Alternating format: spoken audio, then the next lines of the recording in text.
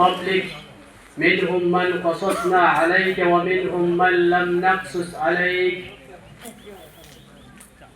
মহান প্রতিপালক আল্লাহ সুবহানাহু ওয়া তাআলার নিমিত্তে সমস্ত প্রশংসা জ্ঞাপন করছি, যিনি আমাদেরকে আজকের এমন একটি আলোচনা সভাতে আসার মতো সুমতি প্রদান করেছেন। এজন্য আমরা প্রত্যেক বলি আলহামদুলিল্লাহ। অতঃপর আমাদের শেষ নবী শ্রেষ্ঠ নেতা রাসূলুল্লাহ সাল্লাল্লাহু আলাইহি ওয়াসাল্লামের উপর আল্লাহ সুবহানাহু ওয়া তাআলার পক্ষ থেকে অসংখ্য দরুদ ও শান্তি বিবর্ষিত হোক। আল্লাহুম্মা সাল্লি আলাইহি আল্লাহুম্মা বারিক আলাইহি। আজকের এই আয়োজিত অনুষ্ঠানে আমার আলোচনার বিষয় হলো দাওয়াতি কাজের গুরুত্ব এবং দাওয়াতি কাজ না করলে তার পরিণতি কি হতে পারে। আমরা প্রত্যেকে এই মর্মে জানি যে পৃথিবীতে আমরা যে কাজ করি না কেন, প্রত্যেকটা কর্মের প্রস্তুতি, প্রত্যেকটা কর্মের প্রতিষ্ঠান এবং তার কার্যপদ্ধতি তৈরি হয় সেই কাজের উপর নির্ভর করে কাজটি কতটা মহৎ। আর যে কাজ যত মহৎ, সেই কাজের জন্য তত দায়িত্বশীল এবং মহৎ ব্যক্তিদেরকে নিয়োজিত করা হয়। কারণ কাজের মাহাত্ম্য, সেই কাজের গুরুত্ব তারাই দিতে পারে যারা সেই কাজের গুরুত্বকে বুঝে, যারা সেই কাজের পরিচালনা করার ক্ষেত্রে উপযোগী হয়।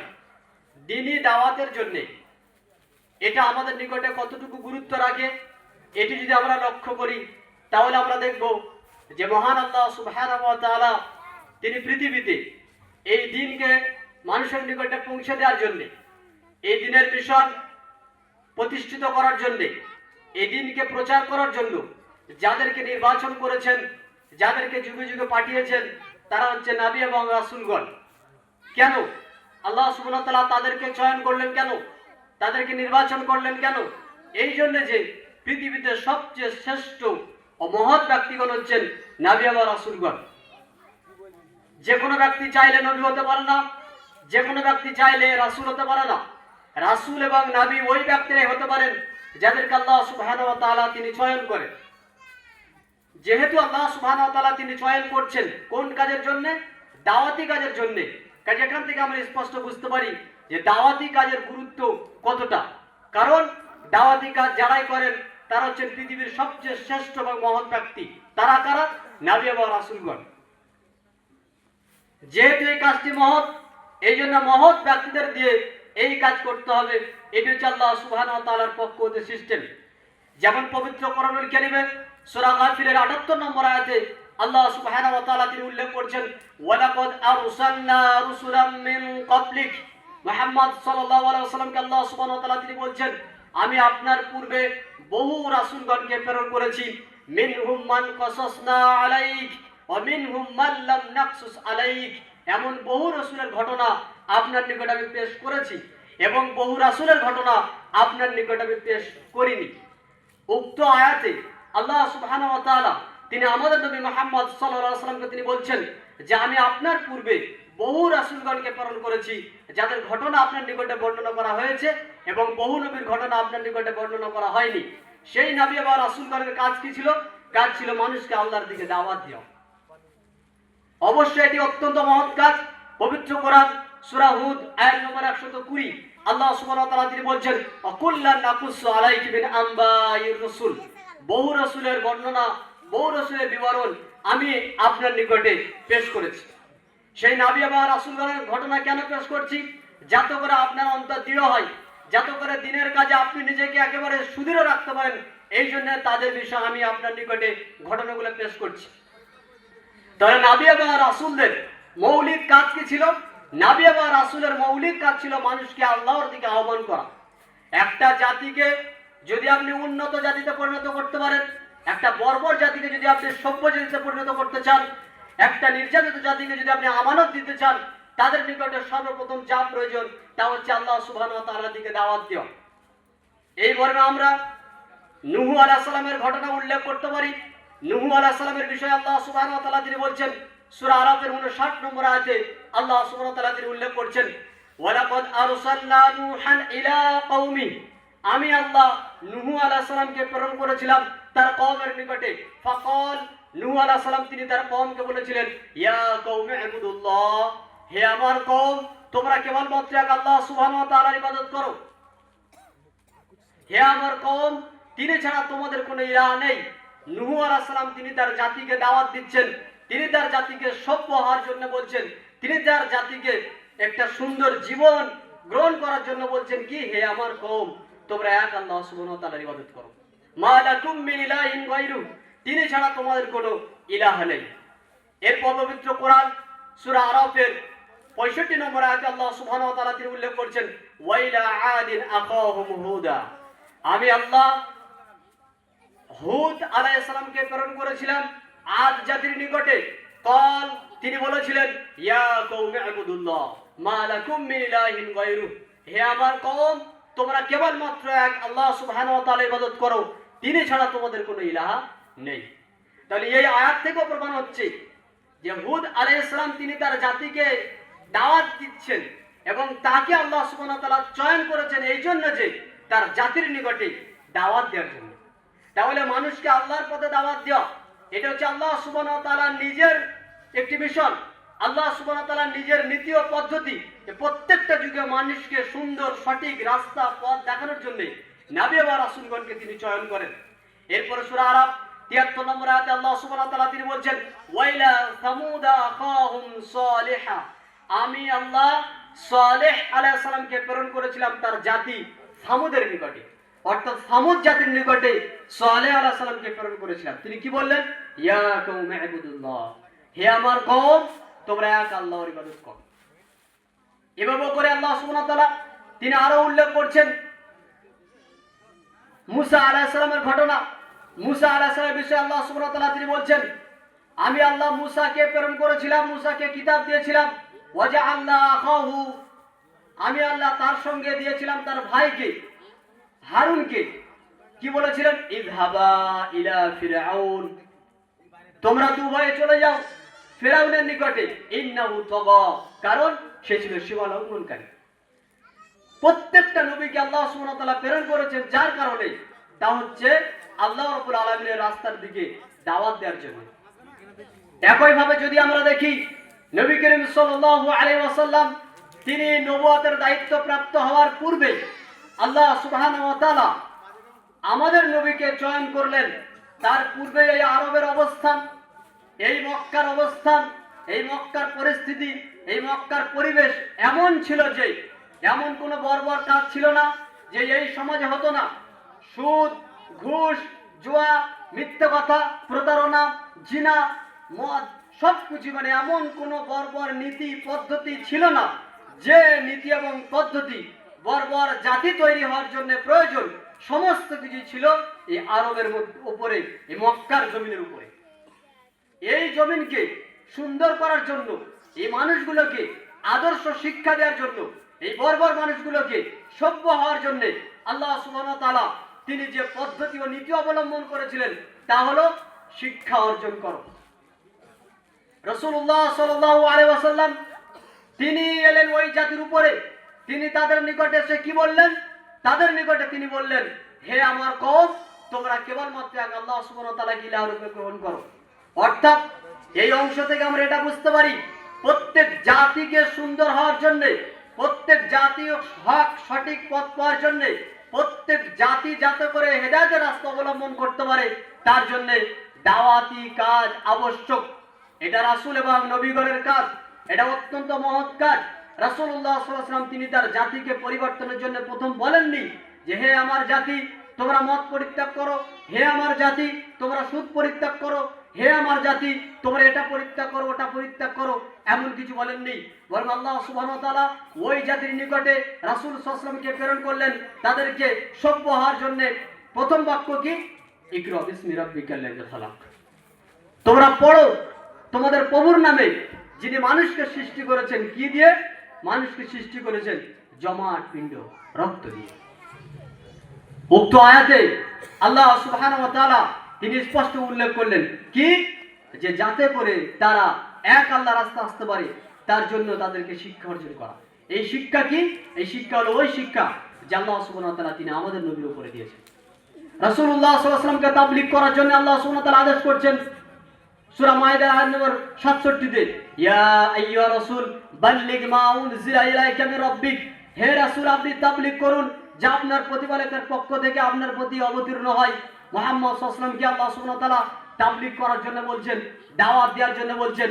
কাজে দাওয়াত দেওয়া এটা হচ্ছে আল্লাহ সুবহানাহু ওয়া তাআলার পক্ষ থেকে নির্দেশ, আল্লাহর পক্ষ থেকে আদেশ। পবিত্র কোরআন সূরা ইউসুফের 108 নম্বর আয়াতে আল্লাহ সুবহানাহু ওয়া তাআলা তিনি বলছেন, কুল মুহাম্মদ সাল্লাল্লাহু আলাইহি ওয়াসাল্লাম আপনি বলুন, হাদিহি সাবিলি আদউ ইলাল্লাহ, এটা হচ্ছে আল্লাহ সুবহানাহু ওয়া তাআলার রাস্তা, আমি আল্লাহর রাস্তায় মানুষদেরকে আহ্বান করি। আলা বাসীরা, দলিল সহ, অন্ধ অনুসরণ করে নাই, তাকলিদ করে নাই, কোন মানুষের কথা শুনে অন্ধভাবে তার আনুগত্য করে নাই। আলা বাসীরা, দলিল সহ, আনা ওয়া মান ইত্তাবা'আনি, আমি এবং আমার সাহাবায়ে কেরাম মানুষকে ডাকে কার দিকে? আল্লাহর দিকে। কাজে আল্লাহর রাসূল সাল্লাল্লাহু আলাইহি ওয়াসাল্লামের কাজ এবং সাহাবায়ে কেরামের কাজ ছিল এক আল্লাহ সুবহানাহু ওয়া তাআলার পথে আহ্বান করা। আজকে যদি আমরা দেখি যে এই আল্লাহর রাস্তায় দাওয়াত দেওয়ার গুরুত্ব কতটা, আল্লাহর রাস্তায় দাওয়াত দেওয়ার মর্যাদা কতটা, তাহলে নবী এবং রাসূলগণের যে মর্যাদা, নবী এবং রাসূলগণের যে অবস্থান ইসলামে রয়েছে, সেই অবস্থানটা লক্ষ্য করলে আমরা বুঝতে পারি। পবিত্র কোরআনে আল্লাহ সুবহানাহু ওয়া তাআলা তিনি নবী এবং রাসূলগণকে এতটা মর্যাদা দিয়েছেন, বিশ্বের সবচেয়ে শ্রেষ্ঠ ব্যক্তি যদি কেউ ব্যক্তি থাকেন তার হচ্ছে নবী এবং রাসূলগণ। তাদের কাজ কি ছিল? তাদের মৌলিক কাজ ছিল মানুষকে আল্লাহর দিকে আহ্বান করা। তাহলে আজকের আমি এবং আপনি যদি সেই নবী এবং রাসূলগণের কাজটা করি তাহলে বুঝতে পারবো যে এই কাজের দায়িত্বটা কত বড় এবং কাজটা কত মহৎ। মুহাম্মদ সাল্লাল্লাহু আলাইহি ওয়াসাল্লামকে আল্লাহ সুবহানাহু ওয়া তাআলা আল্লাহর রাস্তায় দাওয়াত দেওয়ার জন্য, মহৎ দায়িত্ব চাপিয়ে দেওয়ার জন্য তিনি বলছেন, ইয়া আইয়ুহাল মুযাম্মিল, হে চাদর আবৃত ব্যক্তি, কুমিল লাইলা ইল্লা কালিলা, আপনি রাতের কিছু অংশ জাগ্রত হন। নিসফাহু আও ইনকুস মিনহু কালিলা, রাতের অর্ধাংশ জাগুন কিংবা তার চেয়ে একটু কম জাগুন। আও জিদা আলাইহি ওয়া রাত্তিলিল কুরআনা তারতিলা, কিংবা রাতের অর্ধাংশের বেশি আপনি জাগ্রত হন। কারণ আল্লাহ সুবহানাহু ওয়া তাআলার কিতাব আপনি তেলাওয়াত করবেন রাত জাগরণ করে। কেন তেলাওয়াত করবেন? ইন্না সানুলকি আলাইকা কাওলান সাকিলা, আমি আপনার উপরে এক ভারী গুরু দায়িত্ব দিতে চাই। সেই গুরু এবং ভারী দায়িত্ব কি? এই দায়িত্ব হচ্ছে আল্লাহর রাস্তায় দাওয়াত দেওয়া। কাজে আল্লাহর রাস্তায় দাওয়াত দেওয়া এটা একটা মহৎ কাজ, এটা একটা বীরত্বের কাজ, এবং এই কাজের মাধ্যমে জাতিকে শুদ্ধ করা যায়, এই কাজের মাধ্যমে জাতিকে পরিশুদ্ধ করা যায়, এই কাজের মাধ্যমে একটা বর্বর জাতিকে উন্নত জাতিতে পরিণত করা যায়, এই কাজের মাধ্যমে সমাজে চলমান নির্যাতন, জুলুম, অত্যাচার থেকে মানুষকে নিরাপদে রাখা যায়। তার একটাই মাত্র পথ ও পন্থা, তা হচ্ছে মানুষকে আল্লাহর দিকে দাওয়াত দেওয়া। এছাড়া কোনো রাস্তা নেই, এছাড়া কোনো পথ নেই। এই পথই অবলম্বন করেছেন প্রত্যেক যুগে। মানুষ যখন বিগড়ে গেছে, মানুষ যখন পথভ্রষ্ট হয়েছে, তখন আল্লাহ সুবহানাহু ওয়া তাআলা তাদের নিকটে প্রেরণ করেছেন নবী এবং রাসূলগণ। এবং এই নবী এবং রাসূলগণকে আল্লাহ সুবহানাহু ওয়া তাআলা দায়িত্ব দিচ্ছেন, জাতির উপর একটা মহৎ দায়িত্ব। তা কি? জাতিকে শুদ্ধ করতে হবে, জাতিকে হেদায়েত দিতে হবে, জাতিকে পরিশুদ্ধ করতে হবে। সমাজে চলমান জুলুম, নির্যাতন, সমাজে চলমান পাপ থেকে জাতিকে বাঁচানোর জন্য একটাই কর্ম করতে হবে, তা হচ্ছে কি? আল্লাহর দিকে জাতিকে দাওয়াত দেওয়া। এই দাওয়াত দেওয়ার যে মর্যাদা, এটার প্রশংসা স্বয়ং আল্লাহ সুবহানাহু ওয়া তাআলা নিজেই করছেন। পবিত্র কোরআন সূরা ফুসসিলাতের 33 নম্বর আয়াতে আল্লাহ সুবহানাহু ওয়া তাআলা তিনি বলছেন, ওয়া মান আহসানু কাওলাম মিম্মান দাআ ইলাল্লাহ ওয়া আমিলা সালিহা ওয়া ক্বালা ইন্নানি মিনাল মুসলিমিন। সবচেয়ে কথার দিক থেকে উত্তম ওই ব্যক্তির তুলনায় আর কোন ব্যক্তি হতে পারে যে ব্যক্তি মানুষকে আল্লাহ সুবহানাহু ওয়া তাআলার দিকে আহ্বান করে, আল্লাহর দিকে মানুষকে দাওয়াত দেয় এবং সে নিজেই সৎ আমল করে, আর সে বলে আমি আল্লাহর নিকটে একজন আত্মসমর্পণকারী ব্যক্তি। উক্ত পবিত্র কোরআনের আয়াতে আল্লাহ সুবহানাহু ওয়া তাআলা তিনি বলছেন, ওয়া মান আহসানু কাওলাম মিম্মান দাআ ইলাল্লাহ। ওই ব্যক্তির তুলনায় কথার দিক থেকে কে আর উত্তম হতে পারে যে আল্লাহর দিকে আহ্বান করে। অর্থাৎ এই আয়াত থেকে প্রমাণ হচ্ছে যারা আল্লাহর দিকে আহ্বান করে তারা হচ্ছে উত্তম ব্যক্তি, কারণ কাজটাই যেহেতু উত্তম। এই জন্য আল্লাহ রাব্বুল আলামিন তিনি এই মর্মে প্রশংসা করছেন ওই ব্যক্তিদের যারা আল্লাহর দিকে মানুষকে আহ্বান করেন। রাসূলুল্লাহ সাল্লাল্লাহু আলাইহি ওয়াসাল্লাম তিনি খায়বারের যুদ্ধে আলী রাদিয়াল্লাহু আনহুকে বলেছিলেন, হাদিসটি উল্লেখ করেছে সহিহ বুখারী 3009 নম্বর হাদিস, ফাওয়াল্লাহি, আল্লাহর কসম করে বলছি, লা আইয়াহদি আল্লাহু বিকা রাজুলান। আলী রাদিয়াল্লাহু আনহুকে রাসূল সাল্লাল্লাহু আলাইহি ওয়াসাল্লাম বলছেন, আল্লাহর কসম করে বলছি, যদি তুমি মানুষকে দাওয়াত দেওয়ার কারণে, তোমার এই দাওয়াতের কারণে একজন মানুষ হেদায়েত প্রাপ্ত হয়, খায়রুল লাকা মিন আইয়াকুনা লাকা হুমরুন নাআম, তোমার জন্য উত্তম হবে যে একটা লাল উট জয় করার চেয়েও তোমার জন্য উত্তম হবে একটা লাল উট পাওনার চেয়েও। তখনকার সময়ে লাল উটের দাম ছিল অনেক। এই জন্য আল্লাহ রাসূল বলছেন, যদি তোমার দাওয়াতের কারণে একজন মানুষ হেদায়েত প্রাপ্ত হয়, তাহলে এটা তোমার কাছে অনেক বিরাট ব্যাপার। তাহলে দাওয়াতি কাজ এটা হচ্ছে অনেক মহৎ কাজ। আমরা আরেকটি হাদিস উল্লেখ করতে পারি। তিরমিজির মধ্যে হাদিসটি উল্লেখ করা হয়েছে 2677 নম্বর হাদিস। রাসূল সাল্লাল্লাহু আলাইহি ওয়াসাল্লাম বলেছেন, নাযযারাল্লাহু ইমরান মান সামিয়া মিন্না শাইয়ান ফাবাল্লাগাহু মা সামিয়া। ওই ব্যক্তিকে আল্লাহ সুবহানাহু ওয়া তাআলা, ওই ব্যক্তির মুখকে আল্লাহ সুবহানাহু ওয়া তাআলা উজ্জ্বল করুন, যে ব্যক্তি আমার কাছ থেকে যা শুনেছে এবং তা মানুষের নিকটে পৌঁছিয়ে দিয়েছে। কে দোয়া করছেন? স্বয়ং মুহাম্মদ সাল্লাল্লাহু আলাইহি ওয়াসাল্লাম। কোন ব্যক্তির জন্য? যে ব্যক্তি দাওয়াতি কাজে লিপ্ত থাকে, যে ব্যক্তি আমার নিকট থেকে অর্থাৎ মুহাম্মদ সাল্লাল্লাহু আলাইহি ওয়াসাল্লামের নিকট থেকে বাক্য শুনলো এবং যা শুনলো তা মানুষের কাছে পৌঁছিয়ে দিল। এটা হচ্ছে দাওয়াতি কাজের মহত্ব, দাওয়াতি কাজের গুরুত্ব। রাসূলুল্লাহ সাল্লাল্লাহু আলাইহি ওয়াসাল্লাম তিনি বলছেন, হাদিসটি উল্লেখ করা হয়েছে সহিহ মুসলিমের মধ্যে। রাসূল সাল্লাল্লাহু আলাইহি ওয়াসাল্লাম তিনি বলছেন, মান দাল্লা আলা খাইরিন ফালাহু মিসলু আজরি ফাইলিহি। যে ব্যক্তি কাউকে হেদায়েতের দিকে আহ্বান করলো, যে ব্যক্তি কাউকে ভালো কর্মের দিকে আহ্বান করলো, যে ব্যক্তি কাউকে কল্যাণের দিকে আহ্বান করলো, ওই ব্যক্তির নেকি রয়েছে অত পরিমাণ যত মানুষ কল্যাণের দিকে এলো, যত মানুষ কল্যাণের রাস্তায় পরিচালিত হলো। অপর হাদিসে উল্লেখ করা হয়েছে ইবনে মাজাহ 206 নম্বর হাদিস। রাসূলুল্লাহ সাল্লাল্লাহু আলাইহি ওয়াসাল্লাম তিনি বলেন, মান দাআ ইলা হুদান, যে ব্যক্তি কাউকে হেদায়েতের দিকে আহ্বান করলো, কানা লাহু মিনাল আজর, ওই ব্যক্তির নেকি রয়েছে অতগুলো মিসলু উজুরি মান ইত্তাবাহু, যত ব্যক্তি এই রাস্তার আনুগত্য করবে, যত ব্যক্তি এই রাস্তার অনুসরণ করবে। অর্থাৎ আপনি বা আমি যদি মানুষকে আল্লাহর দিকে দাওয়াত দিই, আপনি বা আমি যদি মানুষকে আল্লাহর দিকে ডাকি, যত মানুষ আল্লাহর রাস্তায় আসবে, যত মানুষ হেদায়েতের রাস্তায় আসবে, সমস্ত মানুষ হেদায়েতের রাস্তায় এসে যে আমল করবে, সব নেকি যে ব্যক্তি আমল করেছেন ওই ব্যক্তি পাবেন। কিন্তু যাদের মাধ্যমে দেওয়া হচ্ছে তাদের থেকে কোনো নেকি আল্লাহ সুবহানাহু ওয়া তাআলা কম করবেন না। এটা একটা ফায়দা যে আপনি আমি আল্লাহর রাস্তায় দাওয়াত দিলে তার গুরুত্ব কতটা হতে পারে। এবার যদি আপনি এবং আমি দাওয়াত না দিই তাহলে কি হবে? এই মর্মে আমরা দুইটা হাদিস উল্লেখ করতে পারি। একটি হাদিস হলো এমনটা যা উল্লেখ করা যায় সহিহ মুসলিমের মধ্যে 1905 নম্বর হাদিস। রাসূলুল্লাহ সাল্লাল্লাহু আলাইহি ওয়াসাল্লাম তিনি বলছেন, কিয়ামতের দিনে সর্বপ্রথম এমন তিনজন মানুষের বিচার হবে, যে ব্যক্তির মধ্যে হতে এক ব্যক্তি হচ্ছে যে ব্যক্তি আলেম, তাআল্লামাল ইলম ওয়া আল্লামাহু, যিনি কোরআন এবং সুন্নাহর জ্ঞান অর্জন করেছিলেন এবং মানুষকে জ্ঞান প্রদান করেছিলেন। ফাউতিয়া বিহি, ওই ব্যক্তিকে কিয়ামতের দিনে উঠিয়ে আনা হবে। ফাআররাফাহু নি'মাহ, আল্লাহ সুবহানাহু ওয়া তাআলা তাকে চিনিয়ে দেবেন ওই নিয়ামতকে যাকে দুনিয়াতে ওই নিয়ামত প্রদান করা হয়েছিল। নিয়ামতটা কি? নিয়ামত হচ্ছে দ্বীনের ইলম, দ্বীনের জ্ঞান। এই হাদিস থেকে প্রমাণ হচ্ছে দ্বীনের জ্ঞান হচ্ছে আল্লাহর পক্ষ থেকে আগত নিয়ামত। এটা আল্লাহর পক্ষ থেকে অনুগ্রহ, আল্লাহর পক্ষ থেকে দয়া। ফাআররাফাহু, ওই ব্যক্তি নিয়ামতকে চিনতে পারবে। আল্লাহ সুবহানাহু ওয়া তাআলা জিজ্ঞাসা করবেন, ফামা আমিলতা ফিহা, এটা দিয়ে তুমি কি আমল করেছো? তখন ওই ব্যক্তি, ওই আলেম ব্যক্তি বলছে, আল্লাহ তাআল্লামতুল ইলম, আমি দ্বীনের জ্ঞান অর্জন করেছি। ওয়া আল্লামতুহু, আর আমি মানুষকে দ্বীনের জ্ঞান প্রদান করেছি। ওয়া ক্বরাতু ফিকাল কুরআন, আর তোমাকে খুশি করার জন্য আমি কোরআনুল কারীম তেলাওয়াত করেছি। আল্লাহ সুবহানাহু ওয়া তাআলা তিনি বলছেন, কাযাবতা, তুমি মিথ্যা কথা বলছো। কারণ তুমি কোরআনুল কারীম তেলাওয়াত করতে এই জন্য যে মানুষ তোমাকে বলবে তুমি একজন বড় কারি, তুমি দ্বীনের ইলম অর্জন করেছিলে এই জন্য যে মানুষ তোমাকে বলবে তুমি একজন বড় আলেম। ফাকাদ কিল, বলে দেওয়া হয়েছে তুমি একজন আলেম, তোমার মর্মে প্রচার করা হয়েছে তুমি ভালো কারি। ফাসুহিবা আলা ওয়াজহিহি হাত্তা উলকিয়া ফিন্নার, অতঃপর এই ব্যক্তির মর্মে আদেশ করা হবে যেকে টেনে আনা হোক, তাকে মাটিতে ছেঁচড়ে টেনে আনা হবে, অতঃপর জাহান্নামে নিক্ষেপ করা হবে। কারণ হলো এই ব্যক্তি দ্বীনের জ্ঞান অর্জন করেছিল কিন্তু তদ অনুযায়ী আমল করেনি। আর প্রত্যেকটা আলেমের জন্য তার জ্ঞানের পরিধি অনুপাতে তার উপরে দায়িত্ব হলো যতটুকু জানবে মানুষকে তদ অনুযায়ী তাবলীগ করা, তদ অনুযায়ী মানুষের কাছে প্রচার করা। যদি আপনি এবং আমি প্রচার না করি তাহলে এই দাওয়াতি কাজ কে করবে? যদি আলেম ওলামারা হাত মুখ গুটিয়ে নেয় তাহলে দাওয়াতি কাজে কারা নামবে? জাতি ধ্বংস হয়ে যাবে। সুতরাং যে ব্যক্তির জ্ঞানের পরিধি যতটা, ওই ব্যক্তি জ্ঞানের পরিধি থেকে মানুষকে দাওয়াত দিবে। যদি না দাওয়াত না দেন তাহলে আপনি ইলম অনুযায়ী আমল করলেন না, আপনাকে জাহান্নামে যেতে হবে। সহিহ বুখারীর মধ্যে উল্লেখ করা হয়েছে 2686 নম্বর হাদিস, নুমান বিন বাশির রাদিয়াল্লাহু আনহু তিনি বলছেন, রাসূলুল্লাহ সাল্লাল্লাহু আলাইহি ওয়াসাল্লাম তিনি উদাহরণ পেশ করেছেন, কোন জাতি যদি ধ্বংস হয় ওই জাতি ধ্বংস হচ্ছে, আর ভালো মানুষগুলো তার ধ্বংস দেখতে পেয়েও কিছু বলছে না। উভয়ের উদাহরণ এমন যে কোনো একটা নৌজাহানে কয়েকজন ব্যক্তি যাচ্ছেন, যার দুইটা স্তর রয়েছে, উপর স্তরে রয়েছে কিছু মানুষ, নিচের স্তরে রয়েছে কিছু মানুষ।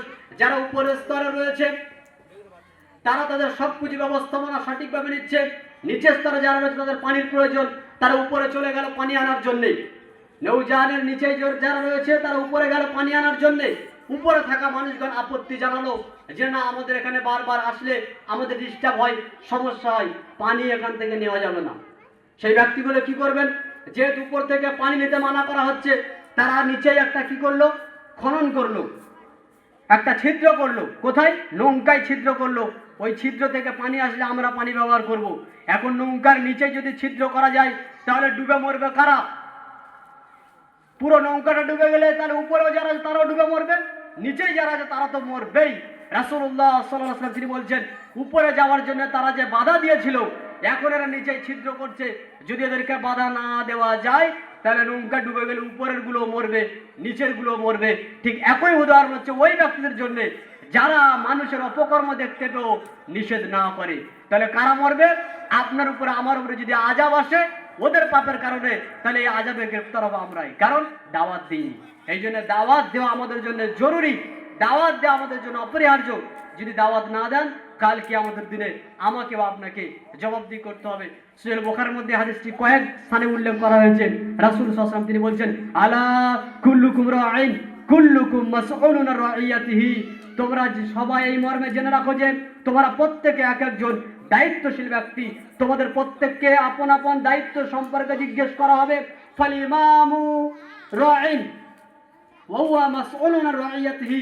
একজন নেতা, তিনি তার দায়িত্ব নিয়ে বসে আছেন, তার দায়িত্ব সম্পর্কে তাকে প্রশ্ন করা হবে। আপনি যে স্থানে নেতৃত্ব দিচ্ছেন, আপনার নেতৃত্বের জায়গা থেকে আপনাকে দায়িত্ব পালন করতে হবে। আপনি যদি আলেম ওলামা হন, আপনার জায়গা থেকে আপনার দায়িত্বকে পালন করতে হবে, অন্যথায় কাল কিয়ামতের দিন আমাদেরকে জবাবদিহি করতে হবে। সুতরাং আমরা এই আলোচনা থেকে প্রতীয়মান হয়েছে, এক, দাওয়াতি কাজের ফজিলত হলো নবী বা রাসূলগণের যে মর্যাদা, এই ফজিলত দেখলে আমরা বুঝতে পারবো দাওয়াতি কাজের ফজিলত কতটা। দ্বিতীয় নম্বর, যদি আমরা দাওয়াতি কাজ না করি তাহলে আমাদের ঘরের উপর যে দায়িত্ব আছে পালন না করলে আমাদেরকে সে আযাবে গ্রেফতার হতে হবে। আল্লাহ সুবহানাহু ওয়া তাআলা আমাদেরকে যতটুকু শুনিয়েছে তদ অনুযায়ী আমল করার সুবুদ্ধি প্রদান করুন। আল্লাহুম্মা আমিন। আসসালামু আলাইকুম ওয়া রাহমাতুল্লাহি ওয়া বারাকাতুহু।